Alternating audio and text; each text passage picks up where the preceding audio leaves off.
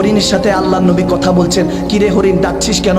বলতেছে, ইয়া রাসূলুল্লাহ, আমারও ছোট ছোট দুইটা বাচ্চা আছে, তাদেরকে দুধ পান করায় চলে আসবো, একটু যদি শিকারি থেকে একটু সময় নিয়ে দিতেন। ইয়া রাসূলুল্লাহ, আপনার কথা তো কেউ ফালে না, আপনি তো বুঝবেন আমার কষ্টটা, আমার ভাষা তো সে বুঝতেছে না, আপনি তো আমার ভাষা বুঝেন, কারণ আল্লাহ তো বলেছেন কোরআনে পাকে, ওয়া আল্লামাকা মা লাম তাকুন তা'লাম ওয়া কানা ফাদলুল্লাহি আলাইকা আযীমা। আমি আল্লাহ যাকে ভালোবাসি, আমি আল্লাহ যা জানি সমস্ত কিছু জানিয়ে দেই। এখন নবীকে তো সমস্ত কিছু জানিয়ে দিয়েছেন, কারণ নবীকে তো আল্লাহ ভালোবাসেন। নবীজি কথা যখন বলতেছেন, শিকারীর কাছে বললেন, এ শিকারী, একটু কি হরিণকে সময় দিবা, সে দুধ পান করিয়ে চলে আসবে, তার ছোট ছোট দুইটা বাচ্চা আছে। এখন শিকারী বলতেছে, কি বলেন, হরিণ এই কথা আপনার কাছে বলছে? বলে হ্যাঁ। বলে হরিণ বলল কোন সময়?